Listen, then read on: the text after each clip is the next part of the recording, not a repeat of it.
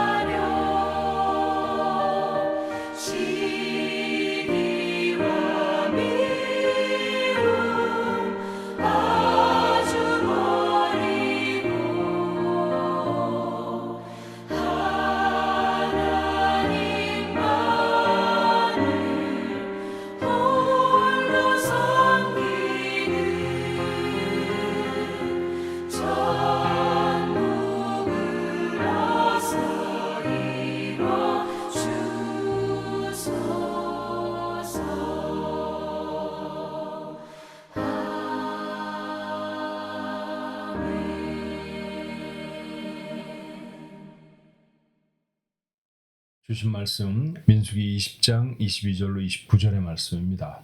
민수기 20장 22절부터 29절까지의 말씀 우리 한 목소리로 같이 읽어볼까요? 이스라엘 자손 곧 온 회중이 가데스를 떠나 호르산에 이르렀더니 여호와께서 에돔 땅 변경 호르산에서 모세와 아론에게 말씀하시니라. 이르시되 아론은 그 조상들에게로 돌아가고 내가 이스라엘 자손에게 준 땅에는 들어가지 못하리니 이는 너희가 무리바 문에서 내 말을 거역한 까닭이니라. 너는 아론과 그의 아들 엘르아사를 데리고 호르산에 올라 아론의 옷을 벗겨 그의 아들 엘르아살에게 입히라. 아론은 거기서 죽어 그 조상에게로 돌아가리라. 모세가 여호와의 명령을 따라 그들과 함께 회중의 목전에 서서 호르산에 오르니라. 모세가 아론의 옷을 벗겨 그의 아들 엘르아살에게 입힘에 아론이 그 산 꼭대기에서 죽으니라. 모세와 엘르아살이 산에서 내려오니 온 회중 곧 이스라엘 온 족속이 아론이 죽은 것을 보고 그를 위하여 30일 동안 애곡하였더라. 아멘. 오늘 본문 말씀 22절의 말씀은 그 앞절 21절과 사실은 횟수로 따지면 약 38년 정도의 시간의 도약이 있습니다. 그 전까지는 광야를 헤매기 전이었고요. 이제 22절에 이르면 38년 시내산에서부터 가데스 바네아까지 도착한 2년을 더하면 40년이죠. 그 40년의 시간이 지나고 난 다음을 기록하고 있어요. 자, 우리가 아는 바와 같이 가데스 바네아에서 이스라엘 백성은 하나님 앞에 반역을 합니다. 그 땅은 하나님이 선물로 그들에게 주시는 땅이었는데 이스라엘 백성은 자신의 힘을 생각할 때 얻지 못할 거라고 생각했죠. 그래서 모세 외에 다른 지도자 하나를 세우고 애굽 땅으로 돌아가려고 했습니다. 하나님의 마음에 분노가 일죠. 믿지 못하는 까닭이었습니다. 그들에게 벌을 내리셨는데 그 벌이 뭐냐 하면 이스라엘 백성 중에 자신의 의사로 하나님을 반할 수 있는 성인 세대 20세에서부터 그 이후에 있는 모든 장년입니다. 숫자를 헤아리면 우리가 군대를 헤아릴 때 60만 명 정도였다라고 하는 사실을 우리가 알죠. 그 60만 명 정도가 모두 다 광야에서 죽기까지 38년 동안 그 땅을 헤매일 것이다 라고 하는 징벌의 말씀을 주십니다. 아무도 가나안 땅에 들어갈 수 없습니다. 여호수아와 갈렙만 장년 중에는 그 두 사람만 들어갈 것입니다. 그리고 자신의 의사대로 결정할 수 없었던 어린 세대들 20세 미만의 사람들이죠. 또 광야에서 이제 38년 동안 지나가면서 그 땅에서 태어날 출애굽의 제2세대 그 세대들이 가나안 땅으로 들어갈 것이다 라고 하는 말씀을 합니다. 자, 하나님이 징벌하셔서 이스라엘 백성은 광야를 방황하게 되는데 실제로 이 사건은 어떻게 진행되느냐 하면 가나안 땅에 들어가기 전에 이스라엘이 통과해야 한 나라 에돔이라는 나라가 있어요. 에돔은 에서의 후예들이 세운 나라입니다. 그러니까 가깝게는 이스라엘에게는 친척과 같은 그런 나라이죠. 그래서 아마도 모세는 그 에돔 왕에게 부탁을 했던 것 같아요. 당신들의 땅을 우리가 좀 통과하도록 해주십시오. 아무런 피해를 입히지 않겠습니다. 그런데 에돔 왕이 허락하지 않습니다. 그 에돔 왕이 허락하지 않는 것 때문에 그 땅에서 우회할 수밖에 없었고 그 이후에 38년 동안이나 그들은 그 가나안 땅을 헤매야 그 가나안 땅에 들어가기 전에 시나이 반도를 헤매야 하는 그런 삶이 되어지고 말죠. 그것이 바로 38년 광야 생활의 시작이었습니다. 그리고 22절의 말씀에 이제 호르산에 이르러서 다시 가나안 땅으로 들어가게 됐다라는 것은 신명기 2장의 말씀을 보면 40여 년 만에 에돔 왕이 이제는 통과를 허락했던 것 같아요. 자, 그렇다고 하면 22절은 38년 동안의 모든 광야 생활을 끝내고 이제 다른 그 세대가 일어나서 가나안 땅으로 들어가기 위해 호르산에 도착할 때를 기록하고 있다라고 하는 것이죠. 자, 이 시간에 하나님이 이스라엘 백성에게 이루셔야 할 일이 있었습니다. 그것은 리더십을 바꾸시는 거였어요. 자, 오늘 본문에 기록된 대로 대제사장 아론이 죽고 그의 아들 엘르아살이 대제사장이 될 것입니다. 본문 좀 이후에 기록된 말씀입니다만 이제 이스라엘을 지도하던 리더는 모세에서부터 여호수아로 바뀔 거예요. 직접적인 이유는 무리바에서의 실수 때문이라고 말씀하시죠. 자, 24절의 말씀에 보니까 이는 너희가 무리바 물에서 내 말을 거역한 까닭이다 그러셨어요. 무리바라는 곳을 지나갈 때 물이 없었습니다. 백성들은 아우성을 쳤죠. 사실 광야를 지나갈 때 물이 없으면 아우성 치지 않는 것이 더 이상할 정도로 위급한 상황을 아마도 느껴야 했을 것입니다. 하나님 그들에게 약속을 하셨어요. 반석을 명하여서 물이 나게 하라고 말씀하셨죠. 자, 그런데 출애굽기의 기록들을 보면 아마도 백성이 모세를 향해 아주 거칠게 항의를 했던 것 같습니다. 모세가 하나님 앞에 기도할 때 이런 표현을 해요. 저들이 가만히 두면 돌을 들어서 저를 쳐서 죽일 것입니다. 그러니까 그 정도로 이스라엘 백성들이 두려워했다는 것이고 거칠게 항의를 했다는 뜻이겠죠. 모세가 아마도 화가 났던 것 같이 보입니다. 하나님은 한 반석 앞에 그들을 세우시고 그 반석을 지팡이를 짚고 나아가서 그 반석 돌을 명령을 하면 그 돌에서 물이 나올 것이라고 모세에게 알려주셨죠. 그렇게 했습니다. 근데 그 과정이 하나님이 말씀하신 것과는 조금 달랐어요. 그런데 돌을 치다라고 하는 말씀은 없으셨는데 모세는 지팡이를 들어서 반석을 2번이나 쳤고요. 그리고 하나님이 너희들에게 물을 주실 것이다 라고 하는 표현보다는 내가 너에게 물을 내랴 라고 하는 표현을 했습니다. 사실 이런 일 때문에 하나님의 벌을 받아서 가나안 땅에 들어가지 못했는지는 사실은 확실치 않아요. 오늘 성경에 기록된 대로 보면 오늘 그 24절에 있는 말씀처럼 이는 너희가 무리바 물에서 내 말을 거역한 까닭이라고 그러셨는데 그 말씀을 조금 앞서서 12절의 말씀에 보니까 그들이 하나님을 믿지 않았다 그렇게 표현하시고요. 이스라엘의 목전에서 내 거룩함을 나타내지 않았다라고 말씀하십니다. 이게 하나님이 말씀하시는 거예요. 그래서 그것이 과연 모세가 했던 분노의 태도 때문인지 아니면 하나님의 이름을 거론하는 것보다도 우리가 물을 내랴라고 말한 것 때문이었는지는 사실은 우리는 잘 모릅니다. 성경 기록만 가지고는 확실하게 알 수가 없죠. 어떻든 이 두 사람도 하나님의 목전에 진노의 대상이 될 수밖에 없었고요. 더 소급하자고 하면 여호수아와 갈렙을 제외한 모든 장정들이 가나안 땅에서 다 죽어야 한다는 그 범주에 이 모세와 아론도 속할 수밖에 없었다라는 것이죠. 그렇게 모세는 하나님의 명령대로 아론의 옷을 벗겨서 자신의 조카인 엘르아살에게 입혔고요. 그는 다시 이스라엘 백성의 대제사장이 되었고 그리고 아론은 123세를 일기로 그곳에서 호르산에서 죽습니다. 이 말씀을 통해서 우리가 얻을 수 있는 교훈이 2가지 정도가 아닌가 하는 생각이 들어요. 그 첫 번째는 하나님은 말씀하시면 반드시 이루시는 분이죠. 우리가 생각해 본 것처럼 가데스 바네아에서 이스라엘 백성은 하나님 앞에 불순종했고 그리고 여호수아와 갈렙 이외의 모든 사람은 다 죽을 것이라고 하는 벌을 받았습니다. 그 대상에 모세와 아론도 예외가 아니었다는 거죠. 여러분 모세나 아론이 이스라엘 백성 중에서 차지하고 있었던 독특한 지위를 우리는 모르지 않습니다. 하나님은 모세를 향해 친구라고 부르셨고요.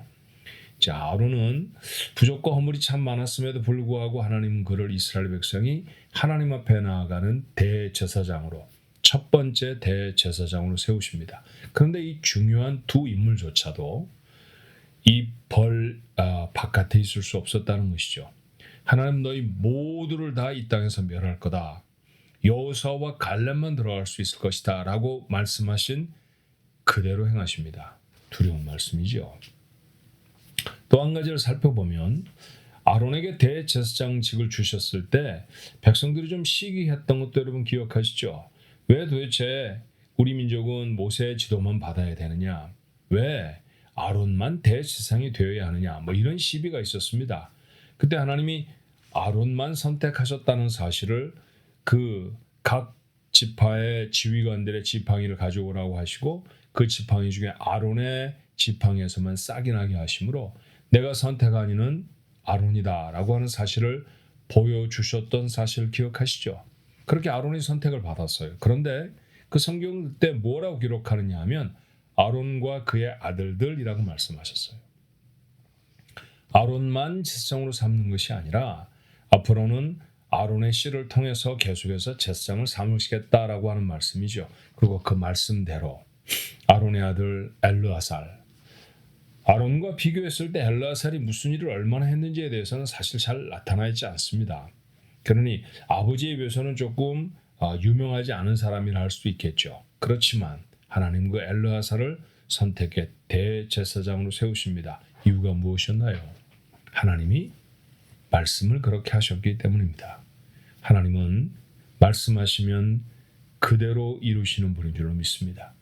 그렇다고 하면 이와 같은 진리 앞에 우리가 첫 번째 갖는 감정은 좀 두려움이죠.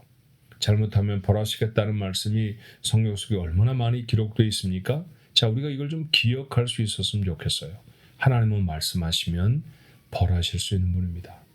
그러니까 또 하나, 엘르아살에게 대제사장의 직분을 옮기시는 하나님의 약속을 지키시는 신실한 하나님을 보면서 우리는 우리를 반드시 구원하시겠다라고 약속하신 그 약속도 하나님이 반드시 이루어내실 거라는 사실을 믿게 됩니다. 이건 우리에게 얼마나 큰 은혜이고 감사인지도 몰라요. 또 하나 본문을 통해서 우리가 얻을 수 있는 교훈은 무엇입니까? 참으로 복된 인생이라는 것은 사명대로 사는 인생이 아닌가 싶어요. 아론은 모세보다 나이가 조금 많았습니다. 그래서 출애굽할 때 모세의 나이는 80세였다라는 건 우리가 잘 알고 있는 내용인데, 아론의 나이는 잘 언급이 되지 않지만 그때 아론의 나이는 83세였죠. 모세보다 형이었으니까요.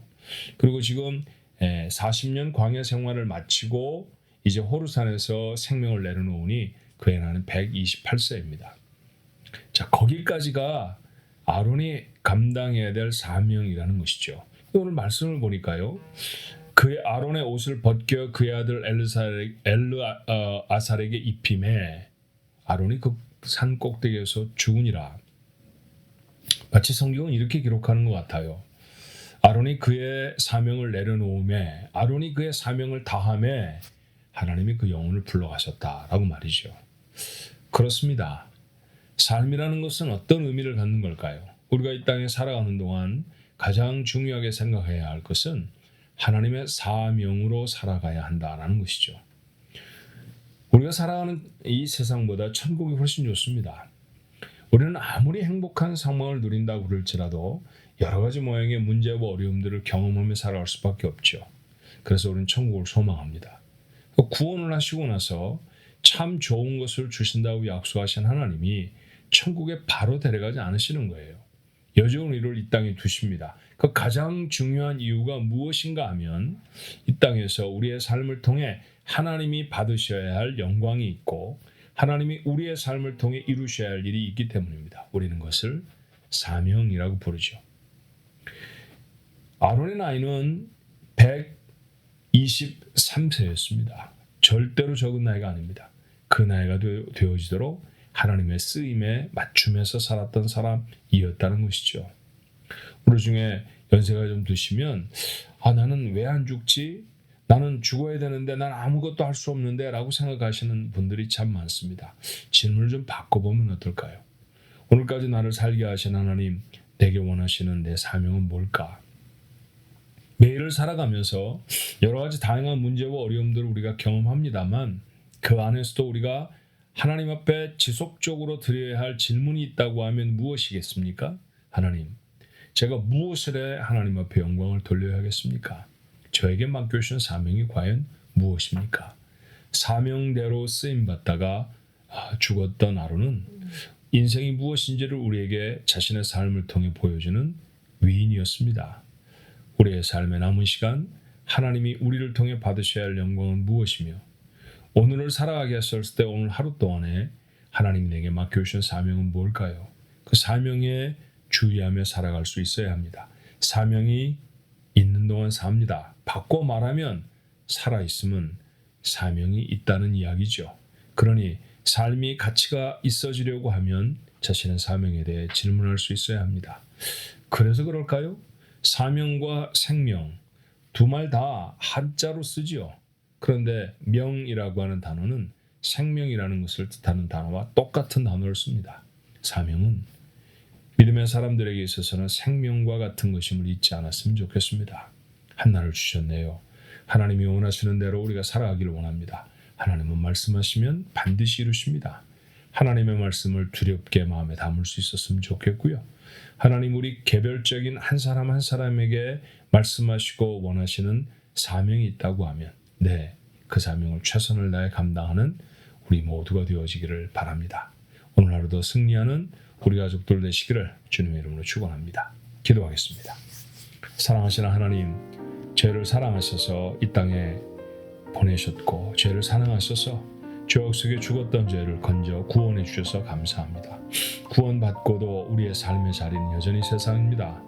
구원받기 전이나 지금이나 똑같은 문제와 어려움 앞에 제가 서 있죠. 어찌된 일일까요? 여전히 저희가 이곳에 있는 까닭이 무엇입니까? 오늘 하루는 자신의 삶을 통해 우리에게 말합니다.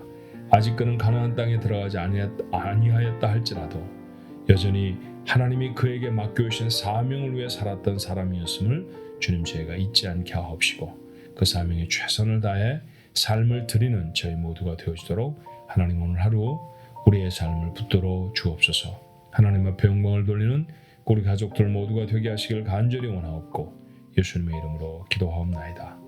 아멘.